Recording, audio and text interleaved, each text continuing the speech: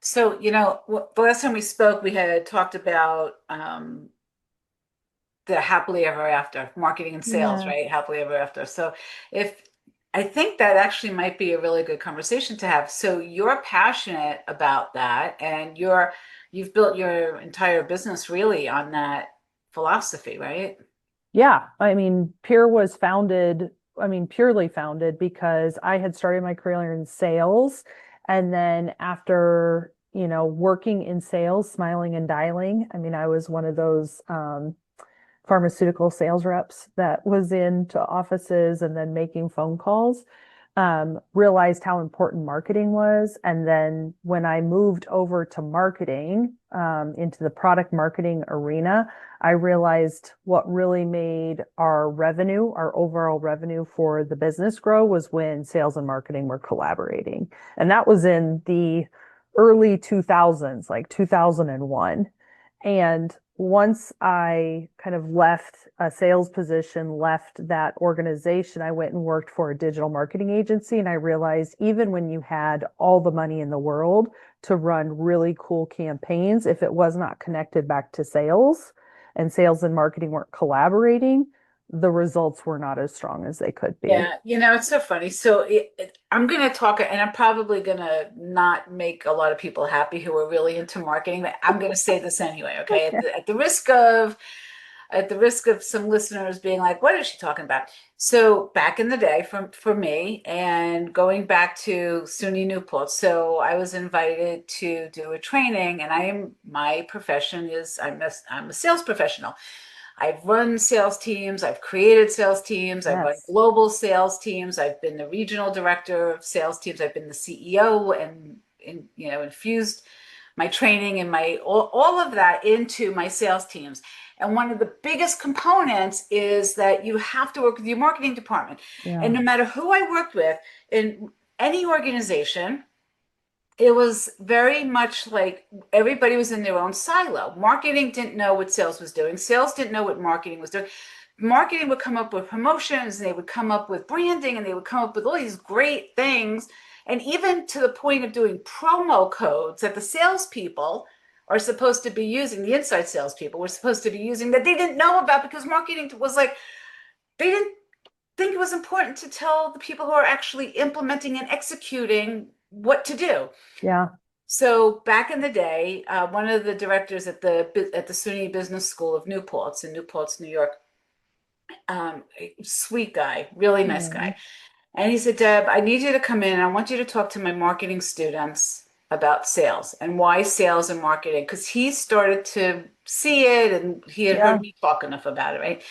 So I created this whole presentation and I literally called it Marketing and Sales Happily Ever After. And it was like about how they need to be married to each other. And when they Mhm. work so closely in alignment and in congruency, how it just expands the whole reach. And it was interesting because it was really about what the client perspective was. So shift the camera, stop looking internally, stop looking at how my sales Yes. team needs to say and what my marketing team needs to say. And it's like, what does the consumer need to hear? And how do we get that mass message and the branding? And then what do my salespeople need to say that's consistent with that messaging so that the client feels trust that we're saying what we do and we do what we say, right? 100%. And I think that is, I mean, really, that is when we started Peer, it actually was out of at the time when we started Peer. So I'd done sales, right? Started sales teams, very similar to you, ran sales teams, got into product marketing, went and worked at an agency. And then I started working for a venture capital group. And so they were investing in all these companies, right? But you would go in and their sales and marketing would be really not communicating, not really focused on the revenue, right? Marketing would create these amazing, beautiful campaigns, but sales wouldn't know how to execute them. Sales would be having conversations, not looping marketing in to say, hey, this really didn't hit. How do we fix this? How do we get better results from this thing? There's just no loop of communication at all. And so the whole idea was how do we exactly what you said, Deborah. How do we make this about the customer that we're trying to attract? And how do we shift from always just talking about ourselves and how great we are and why they should buy from us and just flip the script? And at that time, it was so rare. It was the day and age when nobody really talked about the buyer pain or the challenge they were faced. And none of that was kind of in vogue. Now that is a common, you see that more frequently, right? Where people are more customer oriented, but we're still not seeing, even in, we work with mid-market companies, right? So these are sales-led organizations. They have marketing teams in-house. I'm still seeing that miscommunication between those two teams to recognize we're all on the same team. We're all trying to drive revenue. How do we make this about the customer to shorten the sales cycle, close deals faster, instead of pointing the finger at each other of, I want to see attribution all the way down. Like I need to see the ROI on this marketing effort. Yep. Or if you're marketing, pointing your finger at sales, saying, I sent you all these leads that are qualified and Right. you, What's happening to them? Yep. and so how do we Ugh. stop that? How do we have a really productive conversation?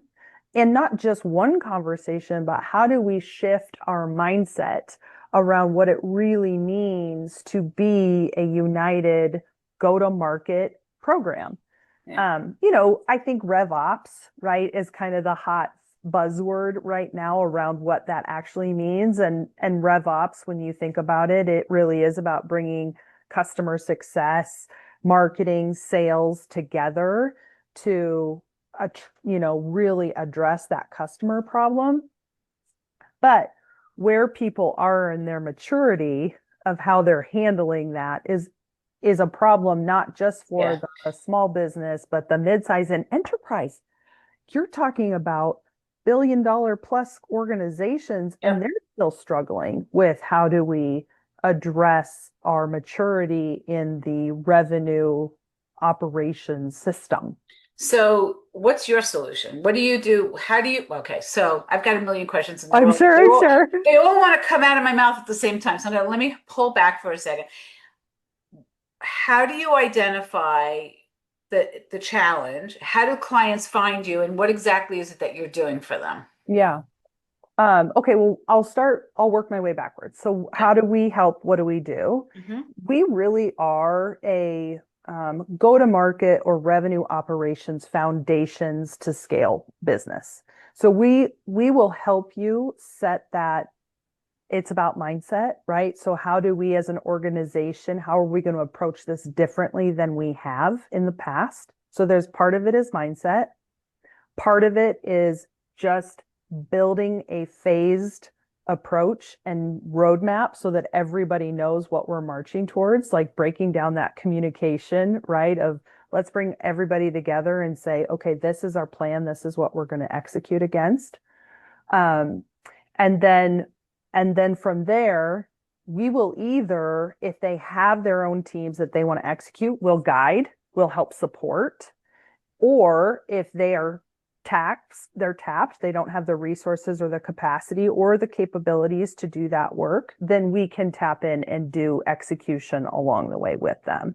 Yeah. But we build it as we are your foundational partner. We're going to help you kind of build that program to get you running this so that you can go off and do this Yeah. on your own. You can really bring those teams together and have a working foundation in place that you can rinse and repeat.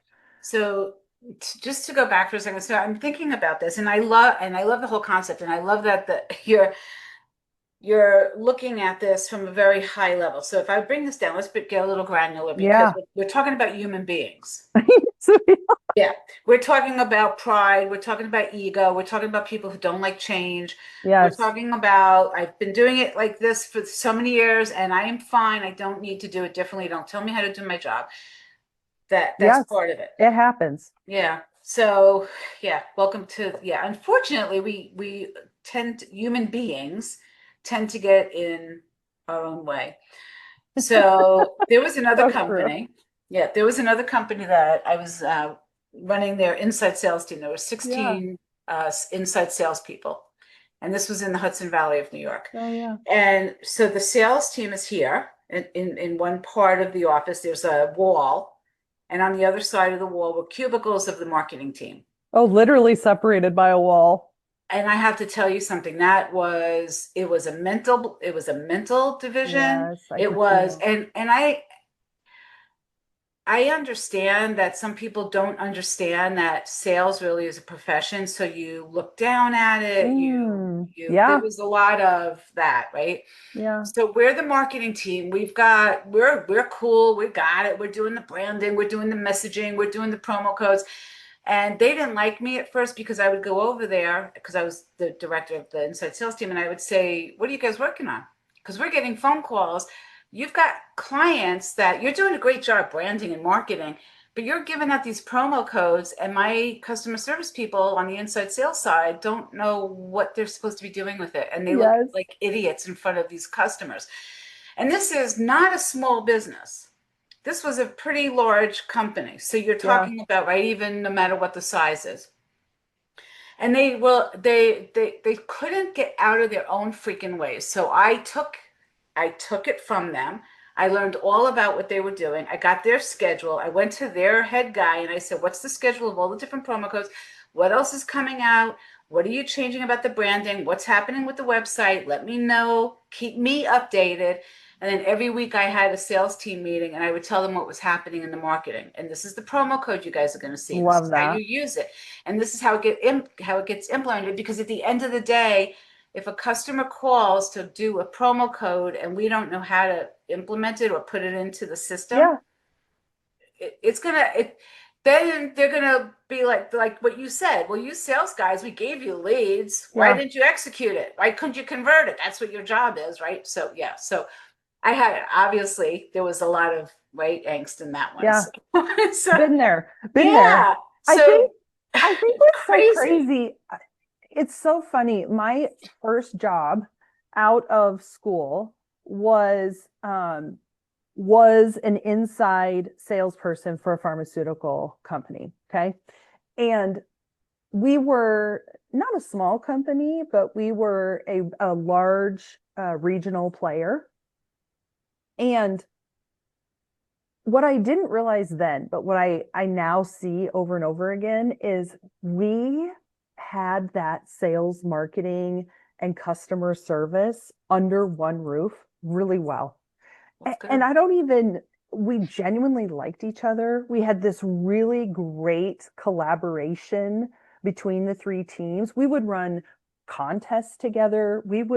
So our sales and marketing teams, I was in meetings. We would meet about, okay, we've got this idea. Let's brainstorm what this looks like. How are we going to execute this campaign? How are we going to do it from a marketing side? How are we going to do it from the sales side? And then how are we going to use our CRM? Even more crazy, we used a CRM to track all of those things. It was Telemagic. I don't know if anybody knows that. That's how old I That's am. it.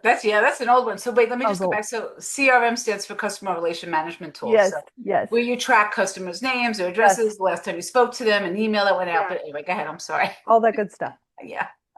We actually used all those tools and our teams in the most productive way possible. And I didn't realize how unique an experience that was. And for it to be my first job, so that that's how I accepted the world to look, and that's what you needed to do. When I got out of that situation and I was surrounded by other teams that didn't operate that way, I was so confused. I was just like, I don't understand. Why aren't we doing exactly what you said? Here's the breakdown. Here's what we have to plan for. Mhm. Here's how marketing's going to execute. Here's how sales going to execute. Here's what customer service needs to know in order to kind of make this all flow, right? And so now I think having that experience is just, I know it can be done. And sometimes it's just confidence, right? It can be done because I've seen it done. 100%. And and so when we go in with these organizations, the very first thing we do, the very first thing we do is we have a workshop where we bring sales and marketing together. So that's the very first Do step. they sit on different sides of the room? Sorry. Well, it's virtual now, right? It's like Oh, yeah, hardly there you any of them are an actual person anymore. So we're just all Zoom go. faces, right? Oh, that's funny. Um, but what's cool about it is everybody has a job Yeah. in that meeting, and it's not an option to not participate. Everyone has to participate, and the things that we're asking are, tell me about the customers that are your best customers. Tell me about when things have gone really, really well for a customer and your solution worked perfectly for them. Tell me about the problems they were faced with. Tell me about what you love to do for your customers.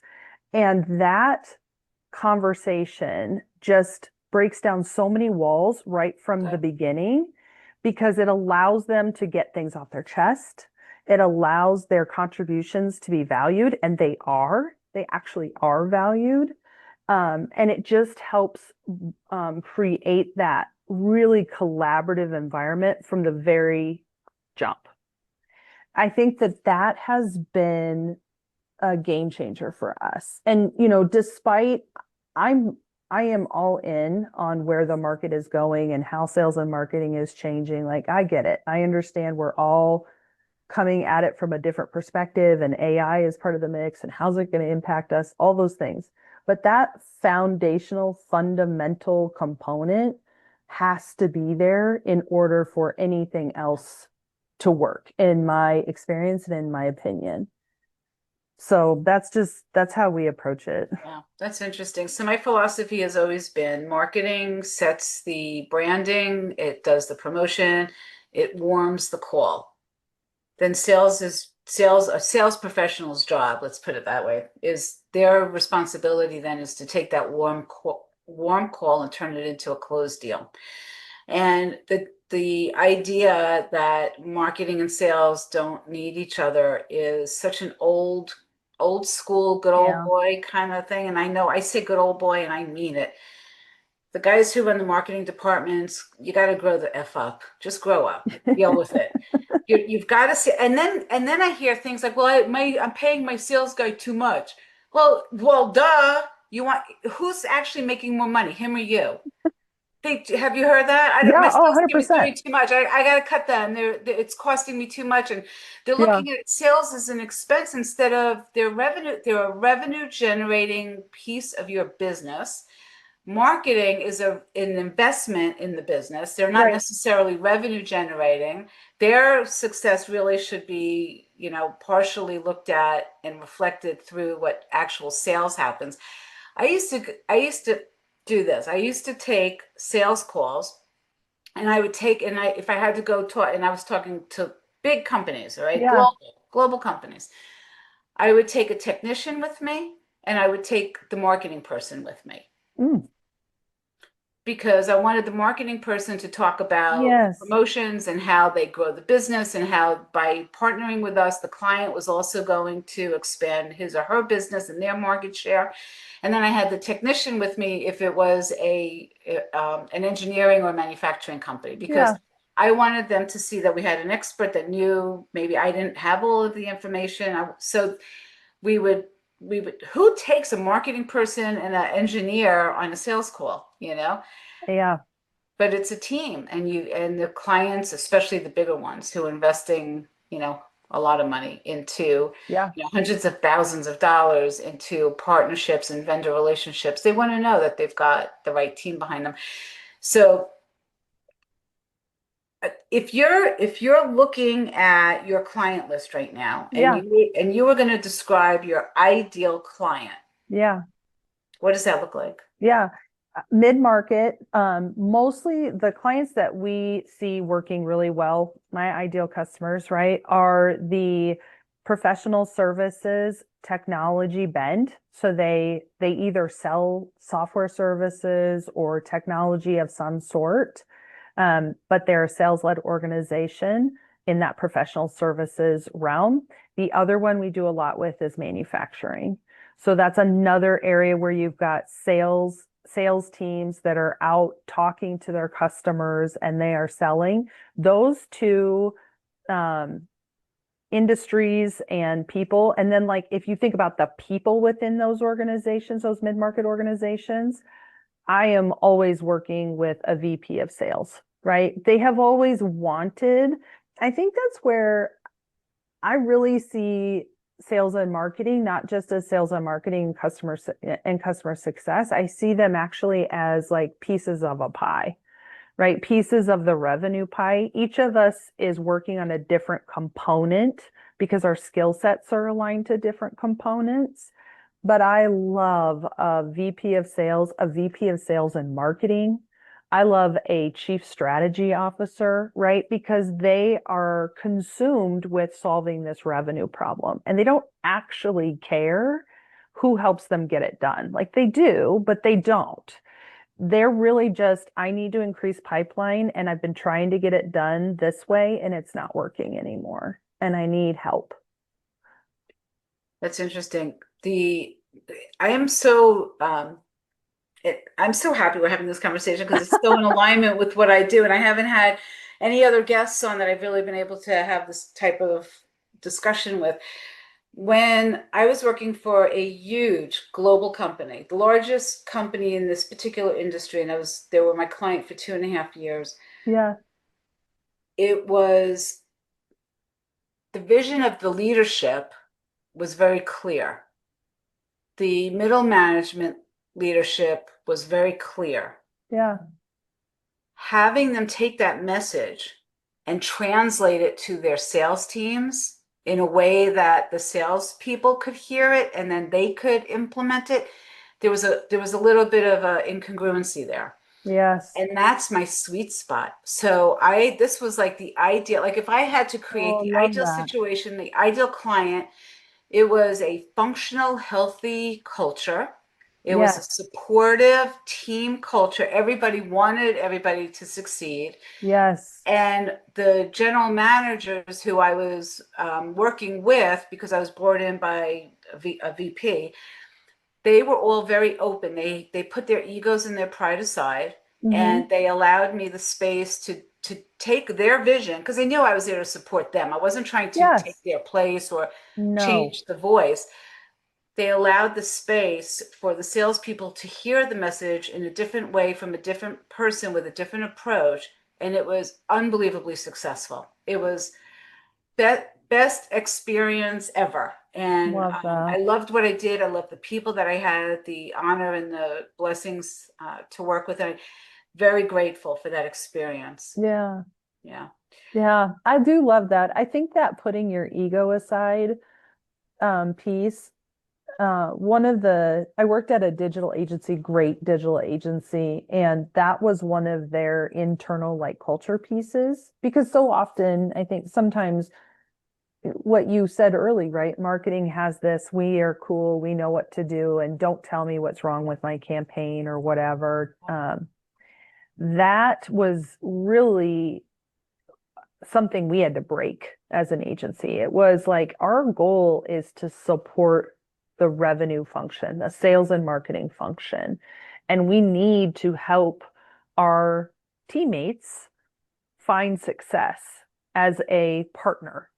And that meant putting your ego aside when you got copy edits back that you didn't really agree with. Okay, what about that are you trying to get to? What's the end goal we're trying to achieve, right?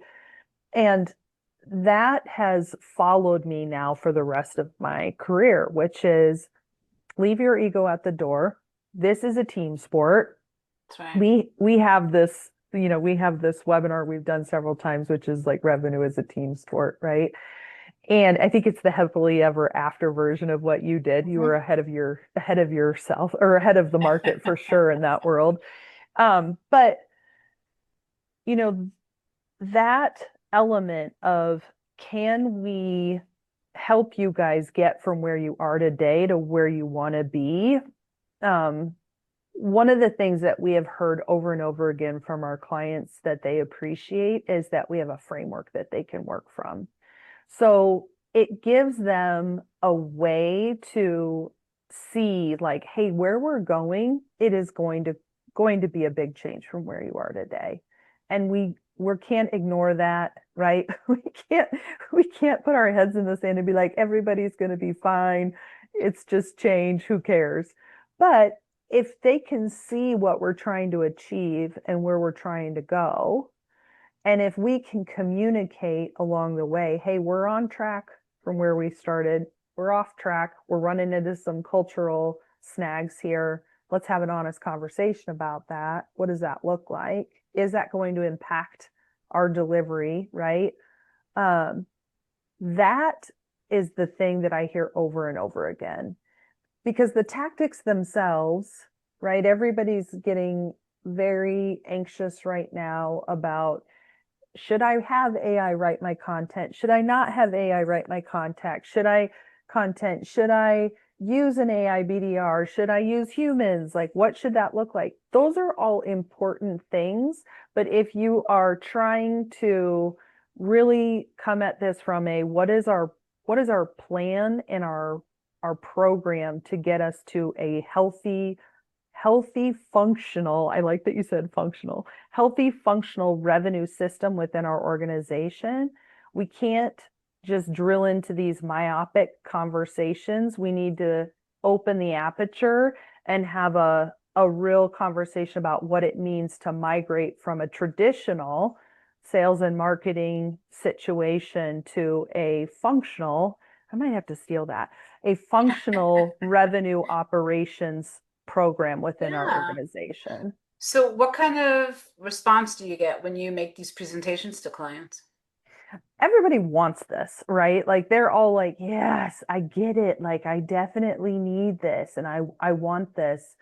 Um I would say like so it's usually what we have found is it's at least a 6-month journey to kind of go from where we are today to where we want to be, right? And running campaigns. There is no silver bullet, even with AI, that's going to get you there in 30 days or 60 days. This because you still have humans in the mix. I think That's, that's the piece, right? yep. And so, because we communicate like, hey, we're going to hit some road bumps. We've been there before. We know that this is going to happen because we prepare them for that. It definitely like they're very excited early on and then they get to like the 2-month mark and they're like, okay, so are we done? Can we be done now? Are we good? And you're like, we still got a little ways to go. We're still marching towards that goal. um you start to see some fatigue because it is change we're talking about, so you Yep. see a little bit of fatigue in like 60 to 90 days. Yep. And so that's why we say, okay, remember we said we're going to be here and we're going here. Yeah, I think managing that is really important. So So important. I have the benefit of being a coach and having NLP certification, right? So I know about the mental fatigue. When I was brought in by this one particular the global organization, my client, one of the first things I did was I sat in observation for the first couple months. I just went to the different places, the different locations. It was in 7 different states, so it took a little while. Oh And yeah. I just observed how they communicated with each other, how they ran their businesses, how there was what the interaction was between the Yes. salespeople and the managers. And I just sat in on all these meetings and just stayed in observation, kept my mouth shut, no judgment, right? And then I created a plan, presented it. This is what I think you guys will benefit Yeah. from, and this is what I can implement. And I got the green light. It was about a month and a half in, and everybody's still wondering who is she, why is she here, right? All the salespeople. And the very first thing I did was I said I want a meeting with everybody in there. I want every single salesperson. This is a required meeting. They're not 1099s, they're employees, so you can require them to show up, right? Yep. They show up.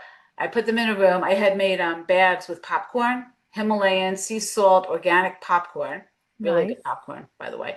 And I showed the movie Who Moved My Cheese. Oh, nice. And then I gave each one a book. And I said, I introduced some of the things that were going to change. I introduced what the reason was behind it, what the end Yeah. result would look like, what the vision is, how they participate in it, showed the movie, and then we had a conversation afterwards. And then I made sure that was part of the rollout that, and this I think is really important when you're talking to the salespeople, is Okay, we're going to spend some time one-on-one. We're going to see how this impacts you.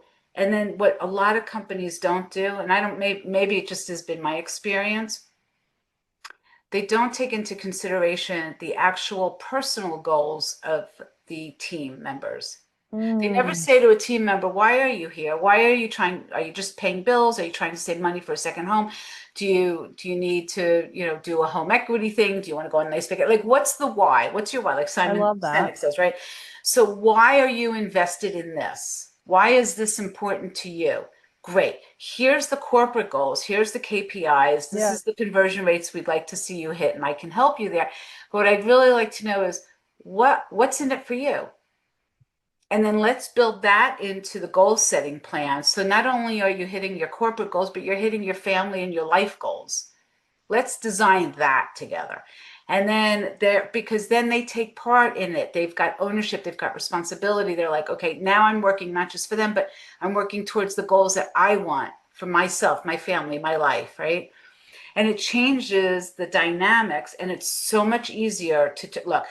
Change is like turning a cruise ship, right? Yes, so This much. component, this piece of it, knowing and being really sincere, not just saying, well, what do you want? And I'm going to build, being really sincere. And they feel that you're sincere about the caring piece of them being, they're Hmm. still a human being with a soul, right? Yes. So when it helps to turn that ship very smoothly, and you end up in a whole different um, direction with a trajectory towards the goals that you want to achieve as the organizational goals too. I love how you, I just was writing down some notes as we were talking, but I was like, I love how you were giving the why behind the change. I mean, we state it, right? But I do wonder sometimes when we're brought in, we're because I've been selling and working with the vice president of sales or the chief strategy officer, um, a lot of times, honestly, the marketing person, the marketing lead is not necessarily part of my initial, is very rarely part of my initial conversations. Yeah. They come into it kind of midway through the sales journey. And when the marketing leader that we're working with realizes, because we're very clear, like, hey, we are not here to replace you. We're not here to Yep. take this away from you. We're here to level up what you guys are doing already to help you achieve success, right? Revenue success. You've got these growth goals you've got to hit. We're going to grow by 20% next year. Where they got that number, they invented it. That's what they do. Yep. It's not based in anything usually. I mean, I've been in Yeah. this world. Crystal ball. Here's the crystal ball. It says Yeah, 20%. Let's go with 20%. So we're going 20%. that. And but I really like that empowerment angle that we come in with is we're here to show you how this is done because this is what we do over and over again, right? We don't have your business better than anyone. You know your teams better than anyone. And we're here to show you what we've learned implementing this program for over, I think we're up to like 82 clients now Good for over the you. years, right? So we've done this over and over and over again. Like we know what you're going to run into, we know the problems you're going to hit, and we're here to help you get through that. But I don't think that we put it in such a, I love that, like, why are we making this change? What are we trying to achieve here together as a team? Um, I love that. I think we jump to the outcome. You will be able to, at the end of this, right? You're going to be able to run your own campaigns, your own programs. You're going to be able to do all these things yourself. But we don't talk about the why enough, I don't think. I love that. Good. Well, thank you. You're welcome. And I'm glad to help. So Yeah, I love that. I love that. So we haven't even said the name of your company yet and how people get a hold of you. So Oh, if somebody's listening and they want to hire you to come in and do a consult, what does that look like and how do they find you? yeah. So, Peer Sales Agency is the company. I mean, we are marketers, but we've purposely named our company a sales agency because that's how we got our start and that's how we kind of look at everything.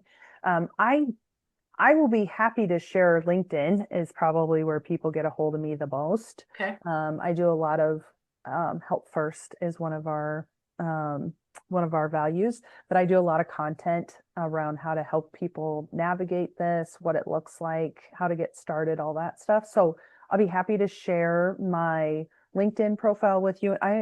We have tools. So we have a B2B sales guide that people like that kind of help them Nice. look at the foundation for this. I'll be happy to share that too with your audience. Okay. Thank you. And peer is Peer, Yep, Peer, like your peer, like your peer. like your Okay. And peer. your name is Sara Hanlon. My name is Sara Hanlon. We didn't even start Hanlon. there, did we? We just went straight I into it. know, we I love just went that. right into the conversation, Well, that's which how it is, goes. You get excited. yeah, I think it's so much nicer like this. And I don't need to do an intro. I think the conversation just kind of unravels and it flows. And yeah, it's much nicer. I love doing these podcasts. I love having guests on like you, like I can just easily talk to. And there's back in the day, I worked with very closely with a woman, and she used to say 1+1 should always equal 3. Yes, I have a friend that says that too. Yeah. Two heads put together, brainstorming, moving things forward, higher level thinking, strategic, yeah, bringing something into the universe that will help others, which is a really Yeah, good thing, right? So, same. That's my philosophy. I love that. yeah. So is Love there, that. okay, one last thought, Oh one yeah. thing, anything that you want to leave the audience with, anything that the listeners would love to know about you that you didn't share? If anything, actually, I would just encourage people. I think this is a very overwhelming time if you're in revenue right now. It's a very, I don't know what I'm going to do about AI and how that impacts me. And so I would just say that the people who are at least just thinking about how this changes, you're already doing the right things. And, now it's just about taking those lessons learned and applying them to help you kind of get over whatever Yeah, anxiety you're feeling. that's I good. heard this thing, action helps decrease anxiety. Oh, 100%. And If I you was get, like, I love yeah, that. yeah. I said to a client, actually this morning I was on a call, a coaching call with a client. I said to her, let's get down to the basics. And this is Jack Canfield, so I can't take credit for it. So Mm, years ago, I was involved with the Jack Canfield training. love And that. one of the things he said was 5 things a day. Do 5 things. If at the Yes. very end of the day you haven't accomplished at least 5 things, make a phone call, send an email, do it, Yes. something. Do 5 things to move your business forward and connect with somebody. And you'll see, because by the end of the week, you'll have done 25 tasks and you'll have 25 reaches or touches or things that you've done that you wouldn't have done otherwise. So, I yeah, love that. I'm gonna yeah. do that. Actually, I like that. I Five call it, things. it's the 5 a day plan. What's on your 5 a day plan? And I said to her today, I said, because she refuses to make phone calls. And I'm like, whatever. Let's just commit to one phone call. Right. So this is because she's You doing her own are marketing. a sales leader. I love I, it. I'm like, just do one, but then do 2 emails and do text messages. And then maybe tomorrow we could try 2 calls and do I just love it. just start somewhere. Yeah. Yes, Make a phone call. you are a sales leader I for yeah, sure. I'm a yeah, my kids are funny because I nudge them all the time, right? So it's a Yiddish word, nudge. It means to be a pain in the neck, right? So I could push, In the nicest possible and way, then right? and the with love, right? With With love. lots of love. Lots of love. So my kids are, it's like I'm constantly like, okay, so have you thought about this? And what about, and just consider that. And how would that impact you? And I love that. I God, love that. I yeah, really appreciate you just talking to me. This was a really fun conversation. good, good. I'm glad you enjoyed it. All I right. So did. listen, we gotta go because it's almost Okay, we 40 gotta minutes. go. We gotta go. Listeners are gonna be like, all right, I gotta turn her off. She's done. So again, it's Sara Hanlon. Thank you so much for being a guest on the podcast. I really enjoy. I hope that we have some future projects that we can work on Yes, together. That would would be love that. phenomenal. Would I love would I, that. It I was would really enjoy nice that. to see you. Thank you. You too. All right. Gotta love, gotta love, gotta love.